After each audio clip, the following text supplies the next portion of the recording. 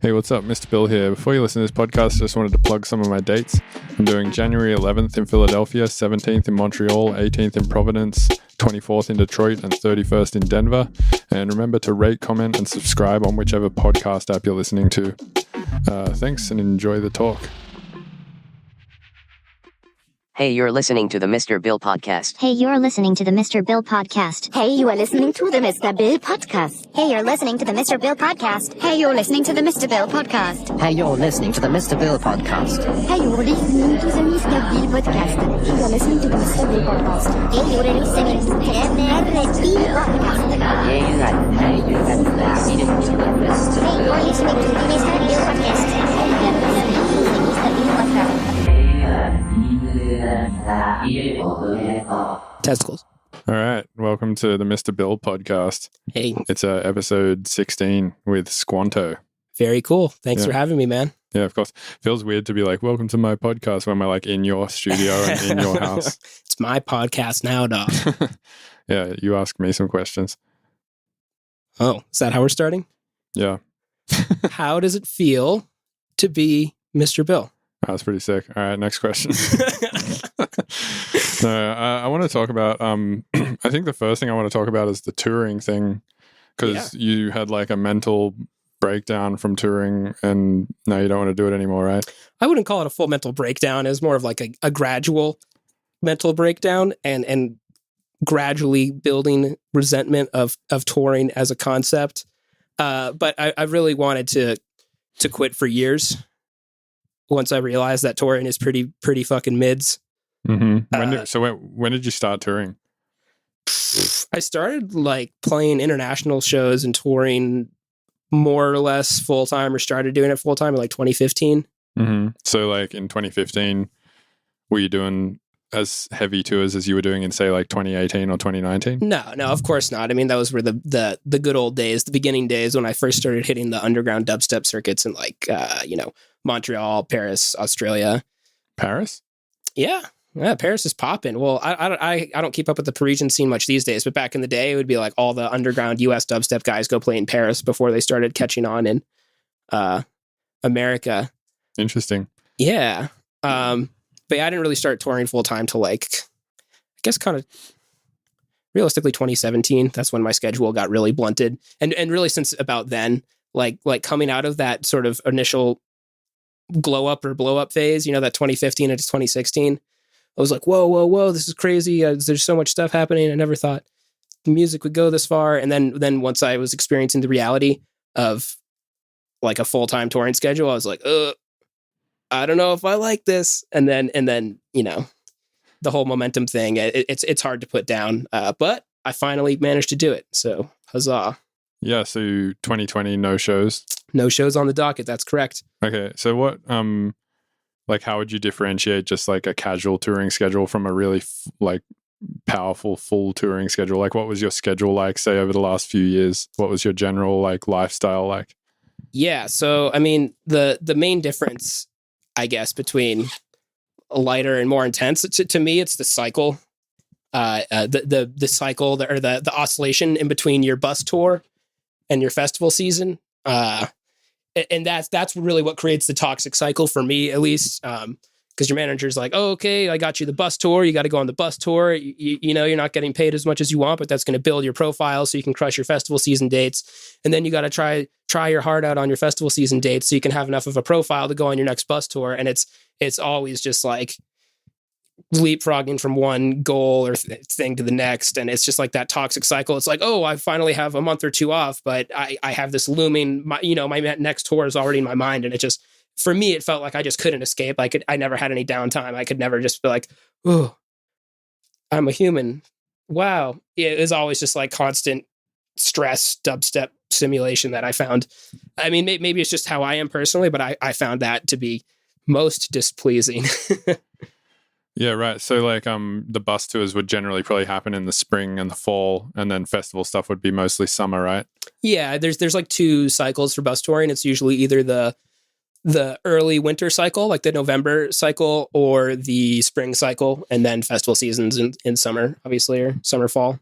Right. So for you, it just felt like you're constantly grinding on one tour just to make the next one better, and then grinding on that just to make the next one better, and so on and so forth? Yeah, I mean, I think a lot of people see it from the outside and they go, "Oh, wow, that's so cool. He's living on a tour bus. He's playing festivals. All these people think he's cool. That must be the sickest thing ever." But maybe it's just because I'm kind of more of an introverted person or something. I mean, I really value comfort and like privacy, which touring doesn't have a lot of.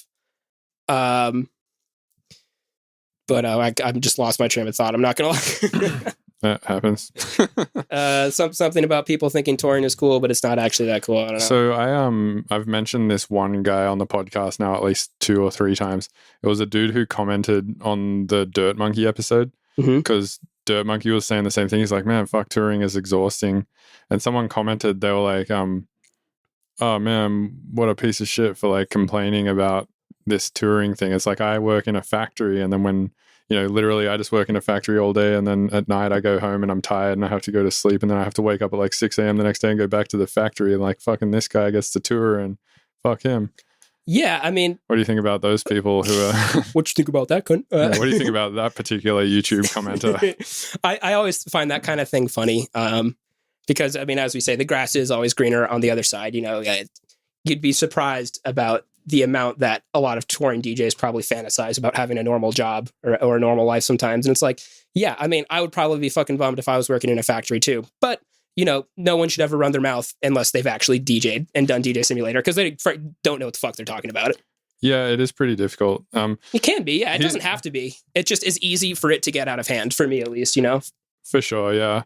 So one thing that I've found is like how skewed your perspective can get, and how skewed your what would you say? Like your like for instance, you know, you might be getting paid $2,000 for a show one night or something, and sometimes like a thought will run through my head of like, I would almost like prefer not to get this $2,000 just to be at home right now, and just to be chilling.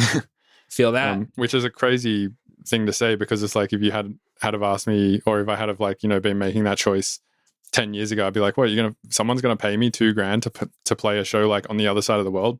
It's like, fuck yeah, sign me up. Yeah. But once you've been doing it for a long time and all of that, yeah, it can get easily skewed. But I always like your mentality can get easily skewed about it, and you can get a little bit like jaded. Yeah. I am self-proclaimed extremely jaded. Yeah. It's true though. I mean, it really is interesting how many perspectives there are on it, because like, yeah, you know, homeboy in the factory, I'm sure he wishes he was DJing, but maybe he hasn't done enough personal exploration in his personality, and he doesn't realize that the social aspect of it would be mentally crippling, you know, because that's what a lot of people don't realize. Like, traveling to play music seems really cool, but the social media or the just the social or public aspect of it, like you do essentially have to live your life semi-publicly and become a trained monkey. You're like, hey guys, I'm going to be here, and here, DJing. Please come to my show. Please buy my tickets. And it's like that. Just the mental aspect of it for me is what makes the money not worth it in the end. You know, like getting $10,000 on a platter is nothing if it's driving you insane. You know? Yeah. I also think a lot of people think of it as just like a on-off thing. They're like, oh, you know, it'd be really sick if right now I could play a show for $2,000. And it's like, yeah, but you can't. It takes a long grind to get there. And then once you're there, you're like, fuck this. Right. Not necessarily. I mean, not everybody is like that, but it is like, yeah, there's definitely, it's difficult to just look at it that way and be like, oh, you know, I could just be playing a show right now for that amount of money and like forget about the whole grind process up to that. Totally. I mean, and again, I think most of these arguments or even these conversations literally just stem from people being ignorant. You know, people love to talk about what police should do or what the military should do or what any other profession except their own profession should do, but no one really has the authority to talk about something unless they have personal experience doing it. Or not to say they don't have authority, but their opinion doesn't matter. If they don't know what they're talking about, that you could say, oh, DJ should be more grateful. But it's like, well, dude, I mean, you know, you should try it first before you start telling other people how they should think and feel and act, you know? I like Shank Aaron's view on this. He's like, if you're caught complaining 3 times as a DJ, you should be forced to go work a 12-hour shift at Taco Bell. Yeah, well, a lot of DJs would have a lot of their time taken up by Taco Bell. Yeah. I think the entire DJ workforce would actually be working at Taco Bell for the rest of their lives. Yeah, I don't know. I try and sometimes I definitely feel like a piece of shit because I'm like complaining about stuff that seems generally pretty easy to do. I mean, traveling is Fuck 'em. fucked though, man. Honestly, traveling is bad. I don't think you should be traveling that much. Like, I don't think the human body is supposed to go in the sky that often. No, absolutely not. I mean, it's higher elevation, low oxygen, really, really dry. You're literally exposed to significantly more cosmic radiation and like random solar That's actually energy. not true. Is it not true? The radiation thing's not true. How could it not be though? Because the atmosphere is thinner up there. Wouldn't more particles be getting through?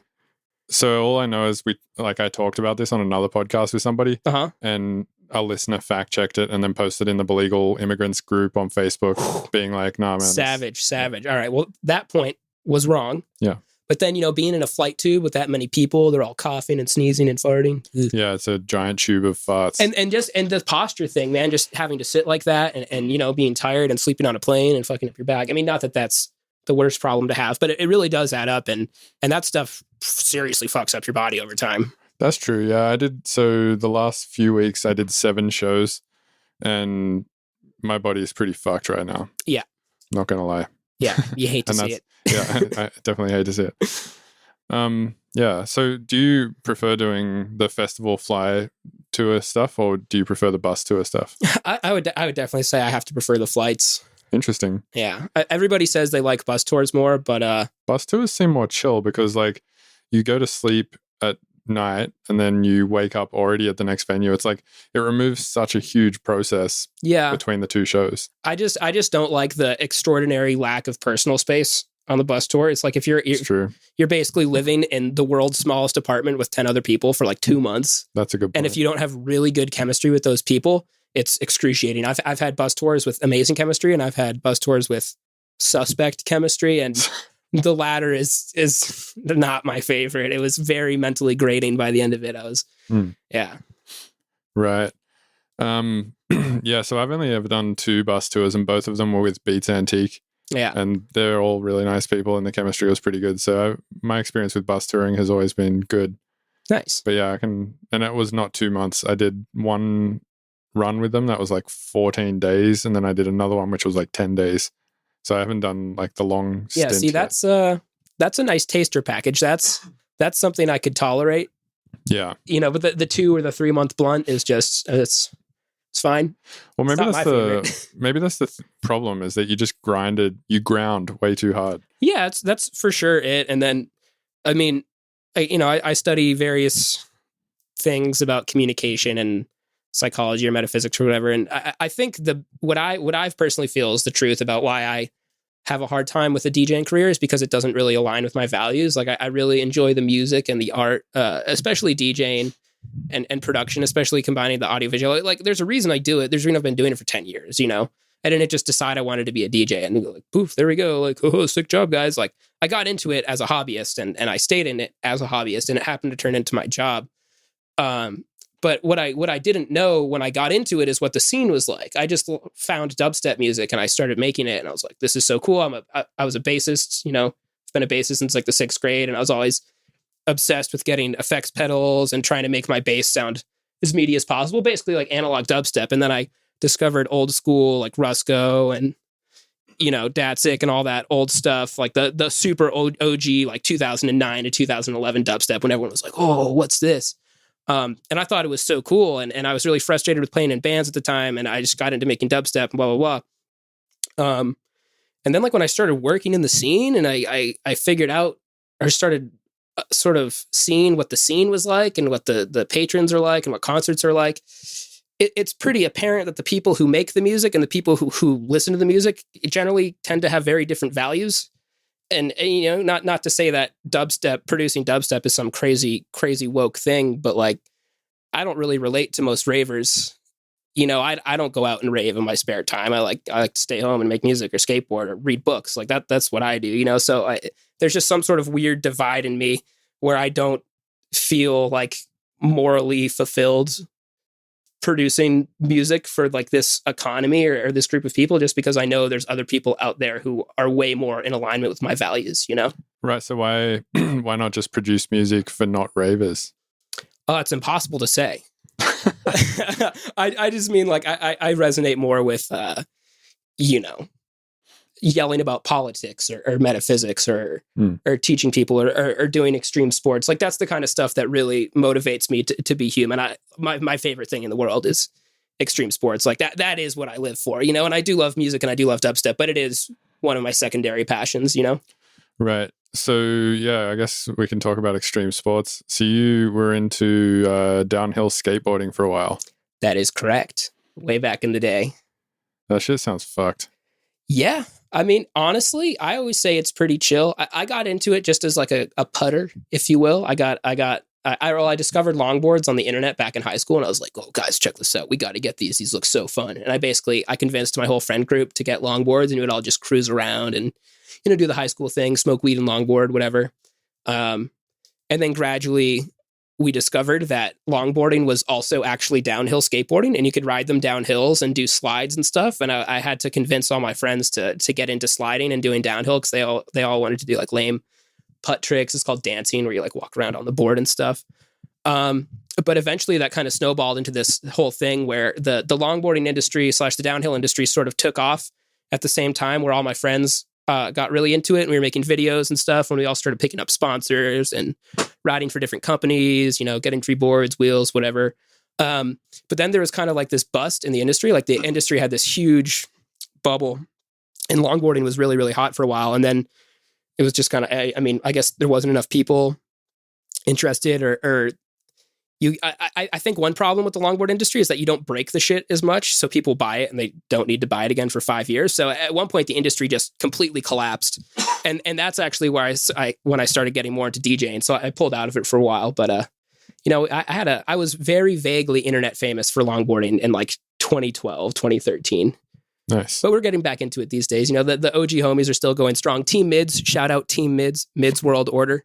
All the homies out there killing it.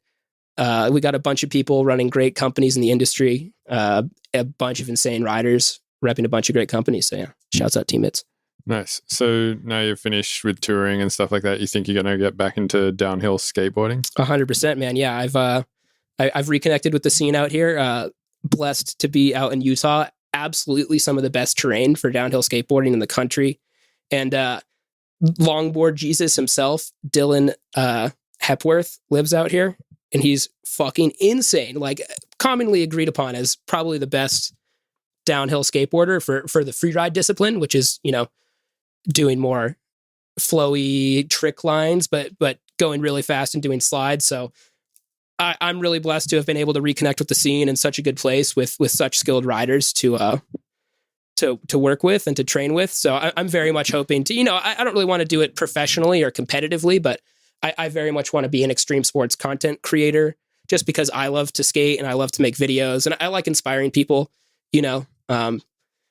One thing that I feel, I don't know, it's a weird moral gray area, but people like really glorify being producers, but we basically just lock ourselves in a room with a computer, which isn't really healthy. So I kind of want to try to counteract that a little bit and glorify, you know, the extreme sports life, because I think it's really cool and it's really healthy and fun and good for you mentally. So I just kind of want to inspire people to do cool things. I mean, I think you can be a producer and be healthy though. Like I know producers that have good lifestyles and stuff like that. Yeah, I don't disagree with that in the slightest. I'm just saying producing for 10 hours straight is intrinsically unhealthy to some degree, you know? Yeah, I don't know a lot of people who produce for 10 hours straight a lot of the time though. Yeah, it's like how hopefully often, most people don't. yeah, it's like how many times have you got a 10-hour session in? Maybe like 50 times in your life. Yeah. I don't think I've done more than a 10-hour session of riding more than 50 times in my life. The fact that you're even throwing out that 50 is very impressive. Yeah, usually my riding sessions are pretty short these days. They're like a solid chunk of like 3 hours. Nice. And then I'll just not ride for the rest of the day or something. Or I'll take a break, go do CrossFit or some shit, and then come back and do another 3 hours at night or something. But actually I haven't been riding at all lately because I've just been, I did shows for the last few weeks. And then before that I was in Australia. And then now I'm packing up my house and driving to San Francisco, which is why I'm here actually. Yeah, very cool. Yeah. Shouts out Mr. Bill for the visit. Yeah. out here in Utah.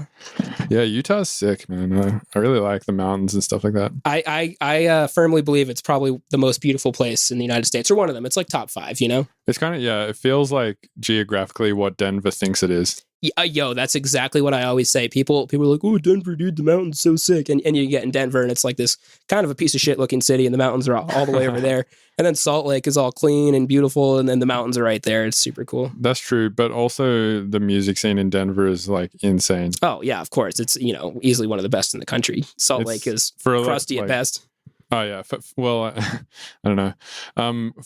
For experimental electronic music or just like the weirder sort of beat-driven stuff or the darker dubstep stuff or whatever, like Denver is, I think, the best in the country.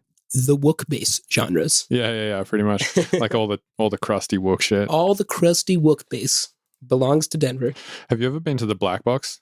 I haven't actually. That's one of the venues that I really want to go to. You should heard nothing but good things about the sound system. It's so sick. Yeah, it can hit a very low C with no problem. Oof. So, is that a function rig in there? So it's function tops, and then the subs were built for the room. Oh, wow. That's really cool. So they probably designed it perfectly. Yeah, so I think it's the bass couch crew or something like that. I always forget the guy's name, but I always talk to him when I'm there, and he seems to really know his shit. The guy who like built the subs for the room. Yeah. That's awesome. Yeah, super nice guy. And Nicole's super cool too. Like the lady who bought the place, and does she still do Subdot? She used to do Subdot, right? Subdot Mission, yeah. Yeah. So this place that she bought, the Black Box, it used to be a venue called Quixotes or Quixotes or however you say that shit. Quixotes? Quixotes, I don't know. It's impossible to say. Yeah, it's impossible to say, literally. It used to be called Quixotes, and it used to be like a Deadhead bar, like just a Grateful Dead jam band bar. Sounds suspect. Yeah. So she bought it and transformed it into this insane electronic music venue, which is sick. That's awesome. Yeah. That's low key one of my dreams. I've probably at least once a week or once every 2 weeks, I start fantasizing about my dream venue. I'm just obsessed with like sound systems and visual production. So I think it would just be the funnest thing ever to go in on that. So like a lot of money and a lot of pain in the ass, I want to do it like once, not all the time. Yeah, don't start venues all the time. Start a venue like once. Start the venue once and then like make other people run it, and then I'll just go there and be like, "Hey guys, can we play like a low C for 30 minutes straight?" All right, sweet. Last time I was here, you were talking about how you wanted to build a DAW, like a DAW. Oh yeah.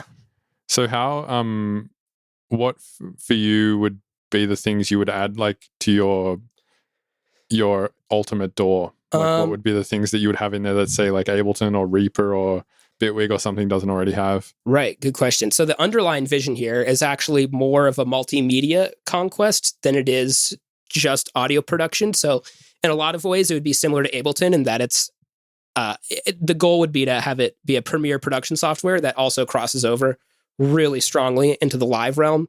And the underlying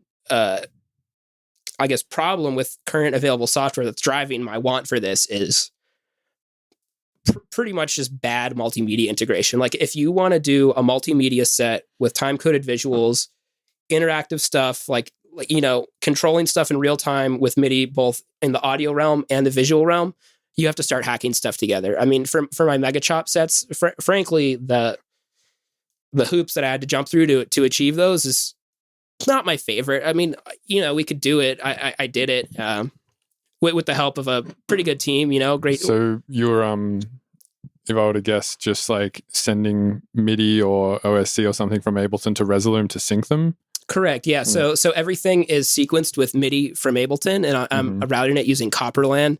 It's going back and forth between all the programs. And I have all my MIDI controllers, like the DJM mixer is split out to go into 3 different outputs. So it outputs MIDI to Ableton, Resolume, and Touch Designer at the same time. But then because of the nature of the MegaChop, the actual MegaChop visual comes from Touch Designer, which needs the live audio to generate the waveforms. So then I have to use Jack Router, which is like an inter-sample ASIO.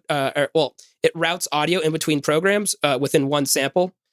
So basically it's 4 programs to generate the result that I want to create the MegaChop, right? And because they're not designed to work with each other, they're usually just standalone programs that people have enough technical issues with them as standalone programs. You can imagine the type of stuff you start running into when you start using them in a meta way. And I've personally broken Resolume more times than I care to enumerate on. Like when I was doing a full tour prep for my MegaChop tour, or the tour that I was running full MegaChop sets on with Boogie T, the Strike Back tour in 2018.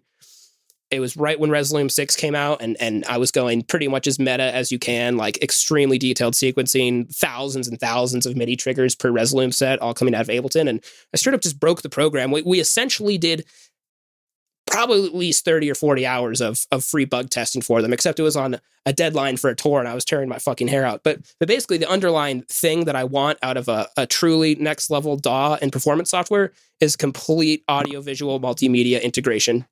Mm-hmm. So I want to be able to do video control, live 3D stuff, a la Touch Designer or Notch. I want to be able to control DMX for lighting. I want to be able to control lasers. I want to be able to send out control voltages. I want to do anything. I want the world's most flexible multimedia performance environment, and, you know, coupled with really good audio production software. And I have this vision as well for like a 3D work environment, because, you know, we all love Ableton, but one of my beefs with Ableton is that it looks kind of flat.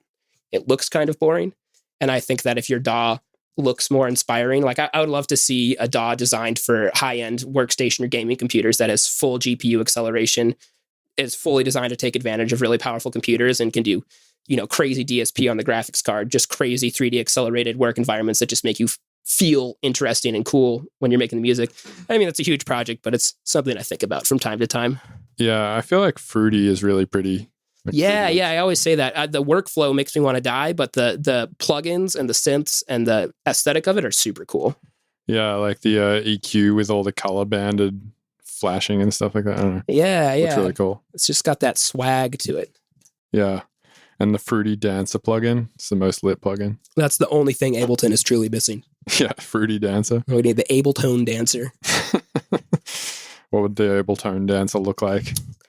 Like a boring German businessman. Just like doing his taxes. Yeah. Just coding Ableton. Nice. Do you think it would ever be possible for a computer to write music, like AI? Yeah. Okay, what makes you think that? Okay, well. And I guess, like, to what level? Like, do you think it would be possible for a computer to just spit out a Squnto tune? Well, it would have to be like a machine learning algorithm, and you'd have to feed it all of my music, and then it would like try to approximate it. But I guess we'd have to make the distinction, like, what is AI? Is AI like a machine learning algorithm, or are we talking about a purely self-teaching AI? Yeah, I guess machine learning would be the way I would think about it. Do I think a machine learning algorithm could spit out really good music?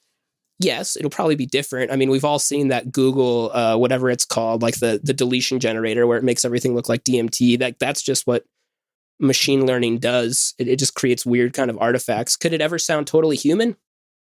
Maybe. But I think you could make like, what would be more realistic, I think, would be like the formula generator, right? Because there's all these, I forget the names of them. There's all these music theory terms that pop music basically abuses, like certain chord progressions and certain ways to resolve the melody. Like, you could literally make a music formula generator that just generates catchy music every time.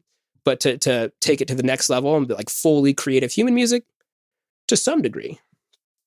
It's impossible to say, though, as always.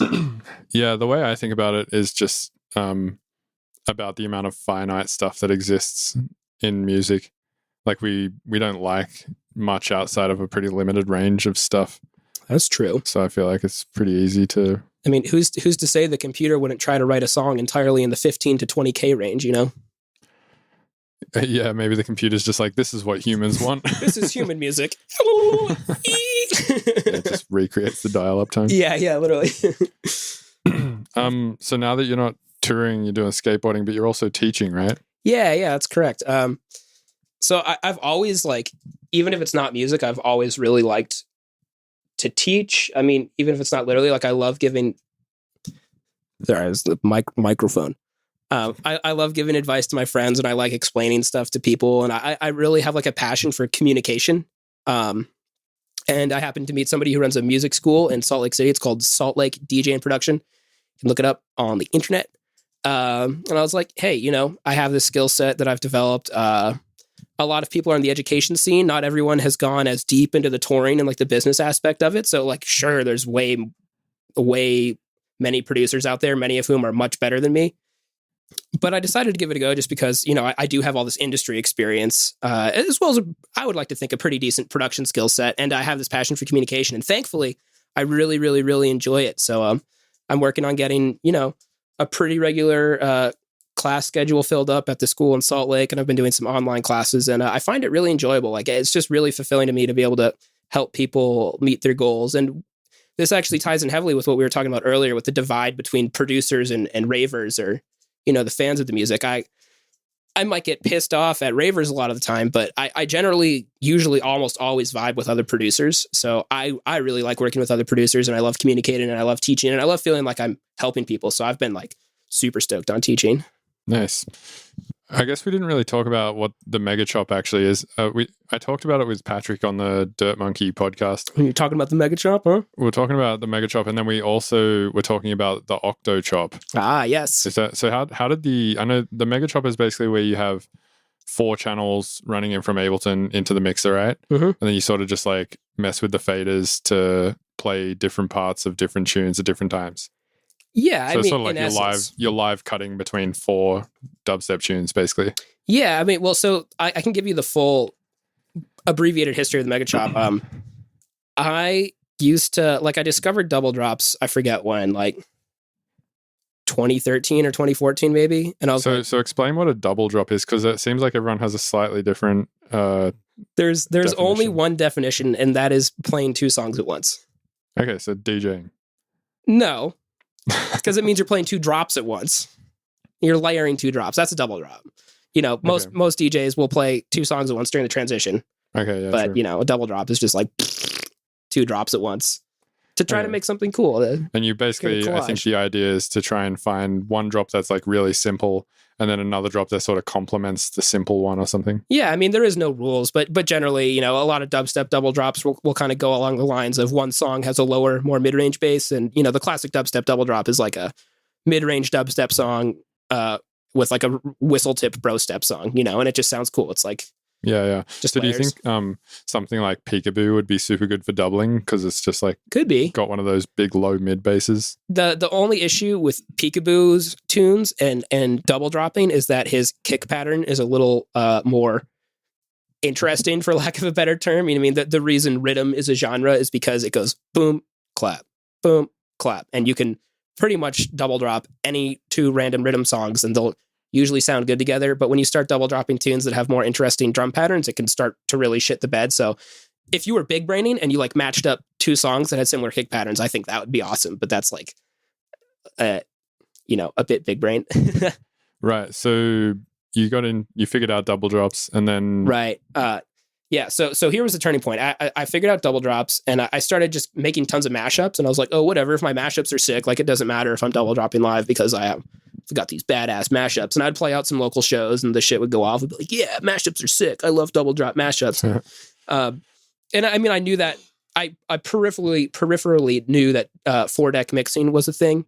But I had this massive epiphany when I saw Gentlemen's Club play live in 2014, and I saw them just going ham on the 4 decks, and I was like, oh, that's why you do it live. And I saw how much energy it had and how much fun they were having. I saw them chopping up the faders, and I was like, that's it. I'm doing it.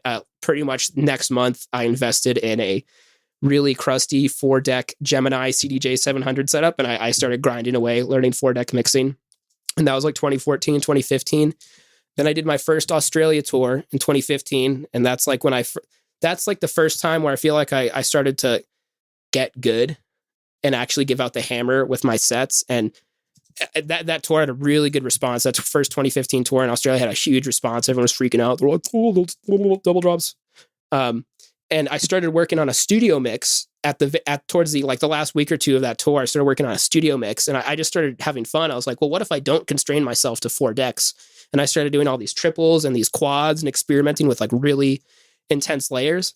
And I learned how to DJ in Ableton. So I had this epiphany. I was like, oh, I could mix like this live. So that's kind of where the idea of the MegaChop came from. I just realized that I could do this. I call it kind of meta mixing.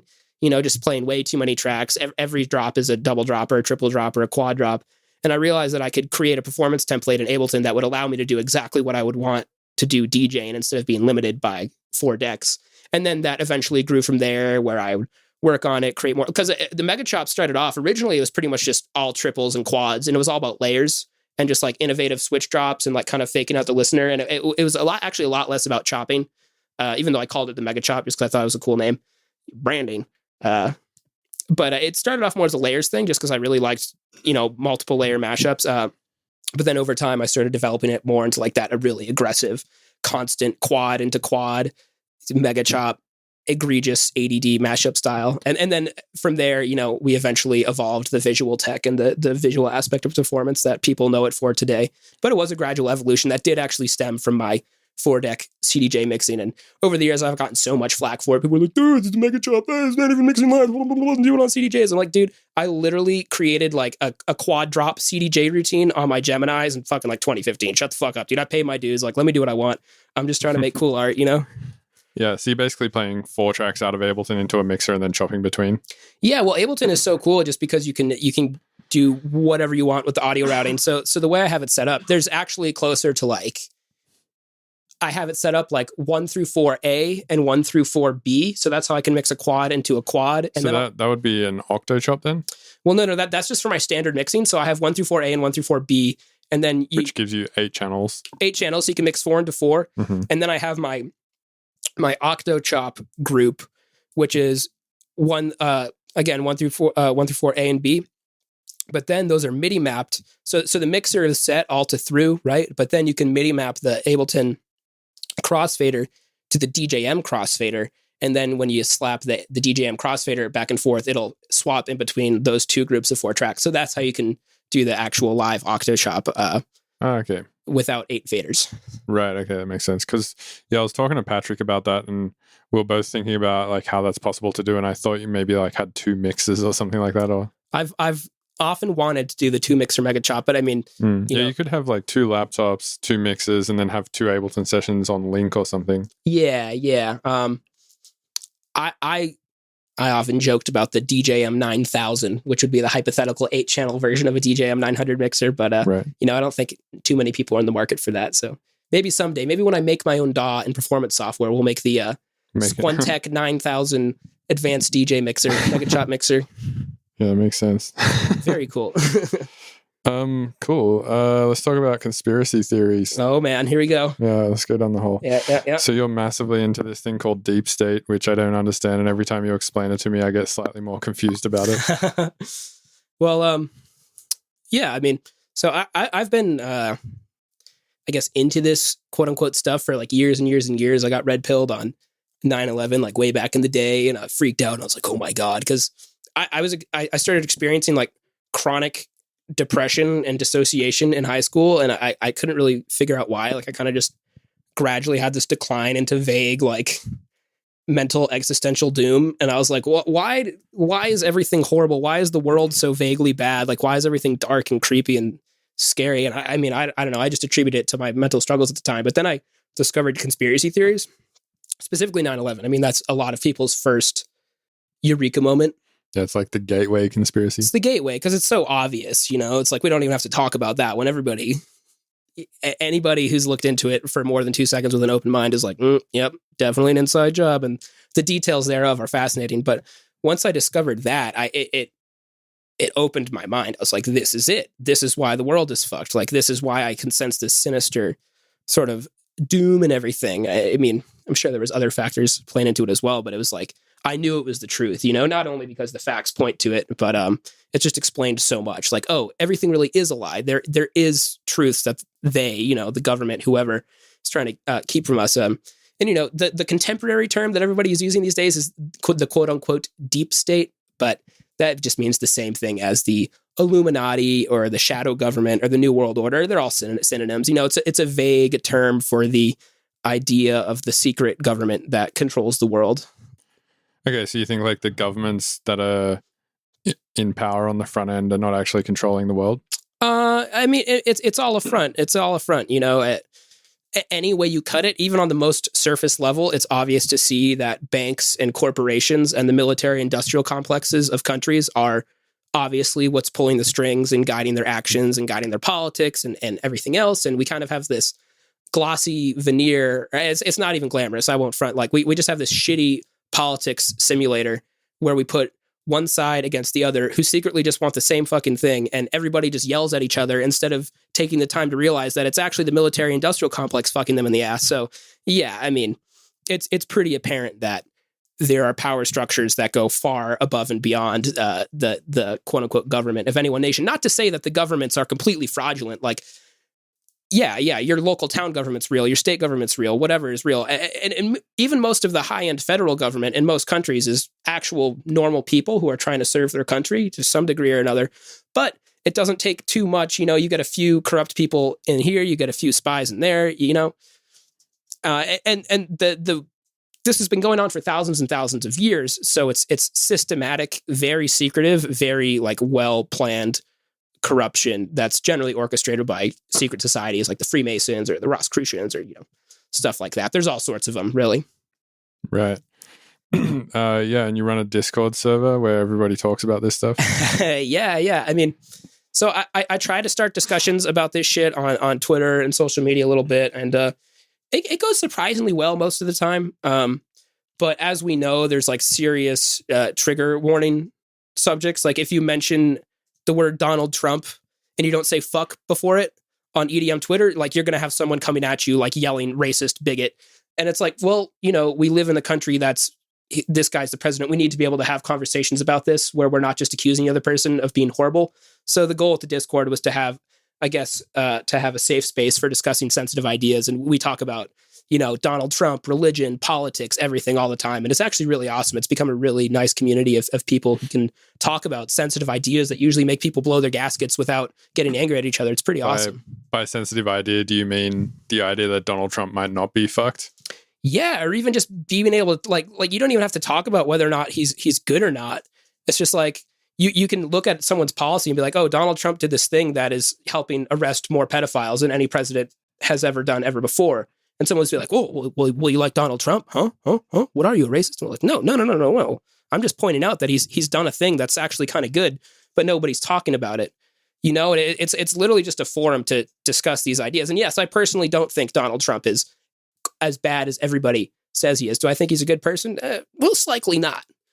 But if, you know, you pay attention, it's pretty obvious to see that for whatever reasons, the media is trying very, very, very hard to make people hate him for pretty much whatever reason they can think of. They keep inventing new ones. It's pretty interesting. Well, I think like him and his whole crew or whatever just seem to do the most fuck shit all the time, to the point where it just seems like that's normal at this point. They've like normalized fucked shit. Yeah. So so I checked out of politics for a very long time. I didn't follow the politics simulator really at all. I kind of checked back in this year, and so I had a theory. Like I was just as displeased as everybody else when Orange Man won. I was like, oh, this doesn't seem good. I'm sure the world is going to end a nuclear holocaust tomorrow. It was nice knowing you guys.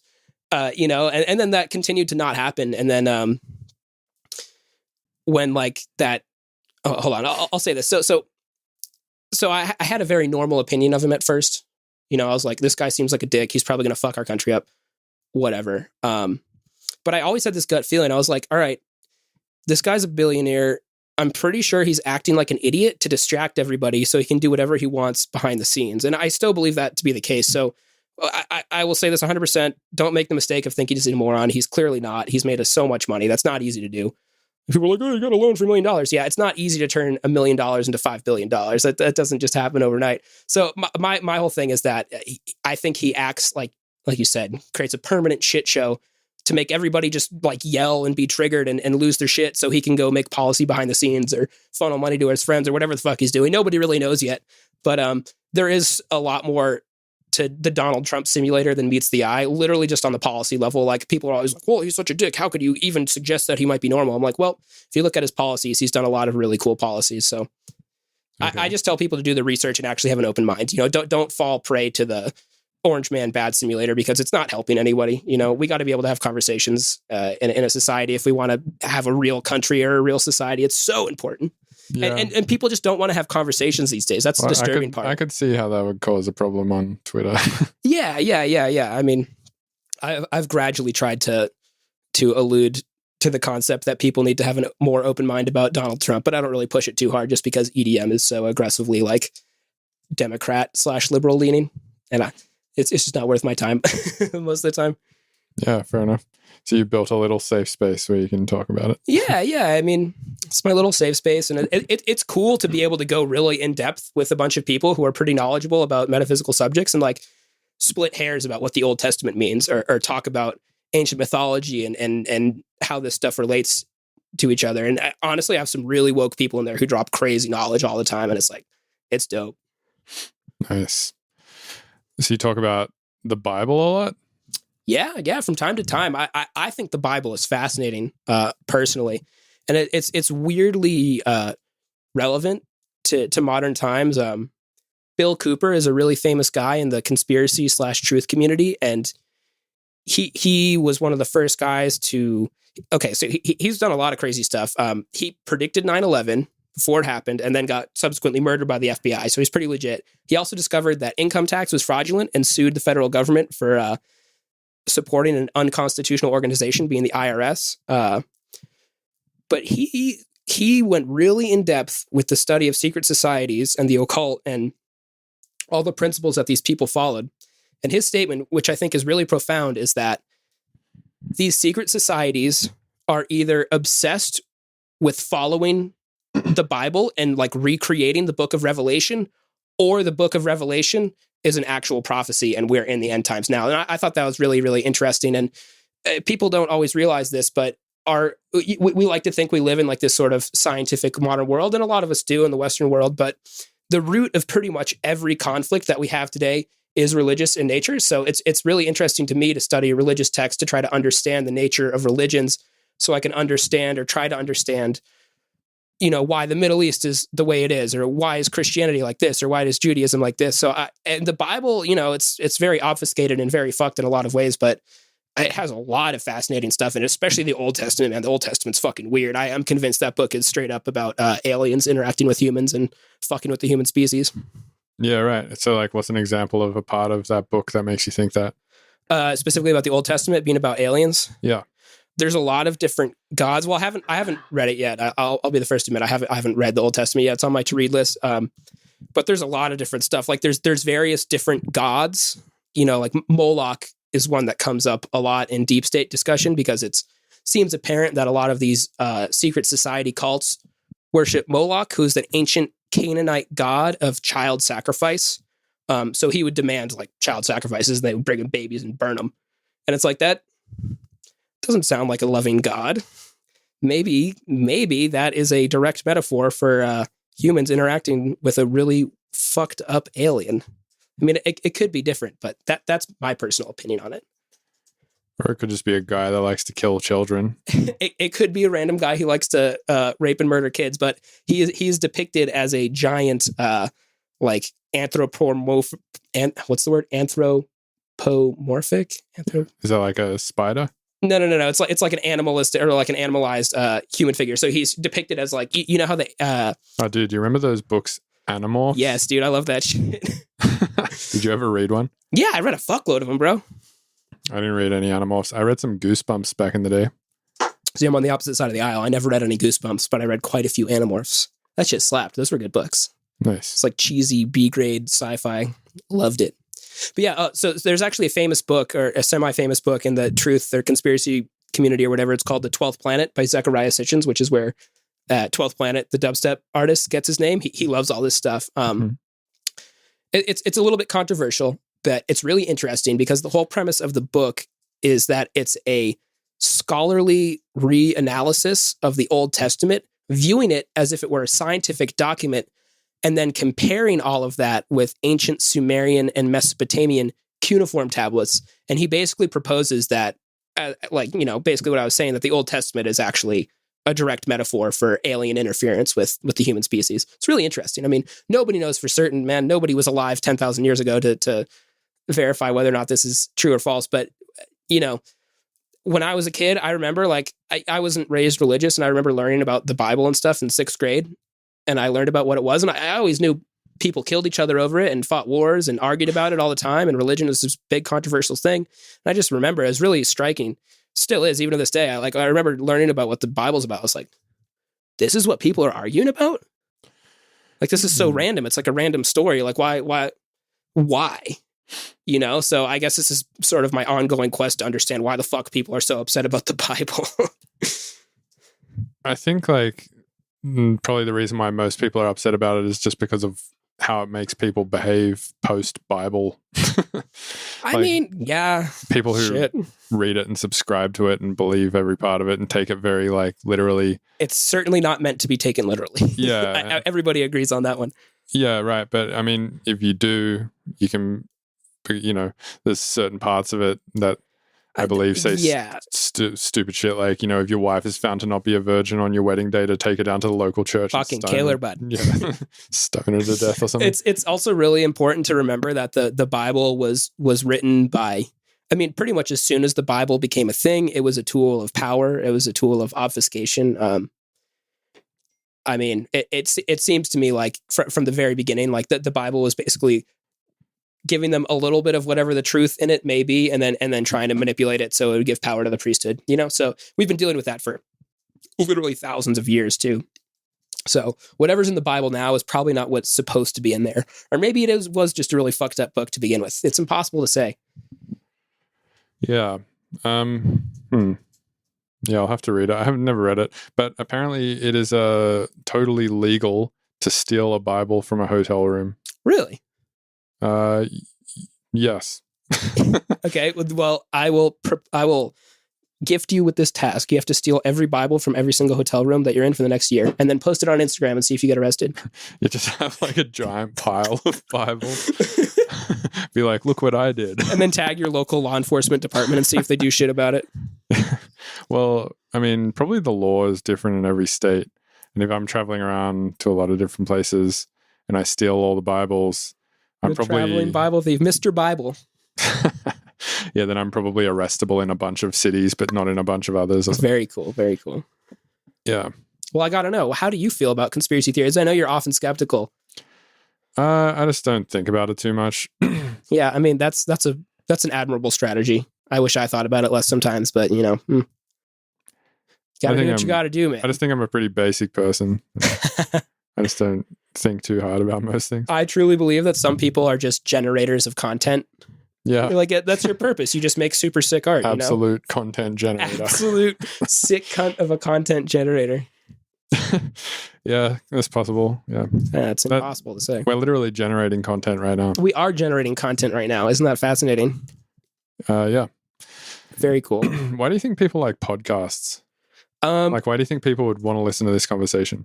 I truly believe that the reason podcasts are so popular, and we always hear this term long format discussion, it's because social media is literally designed to dehumanize us. Like, look at Twitter, for example.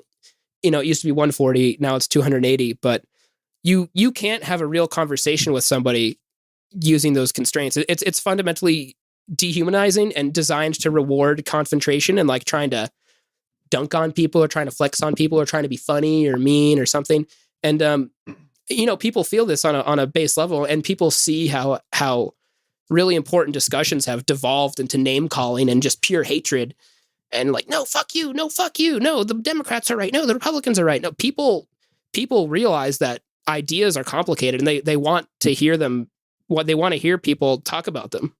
You know, you could sit down and talk to someone for 12 hours and still not know even 1% of what's about them, let alone, you know, try to change the political landscape with a tweet. We all try that sometimes. I try that sometimes, but I think the rise of podcasts is just because people want to hear people talk in a human way. And most of the time, social media is very inhumane.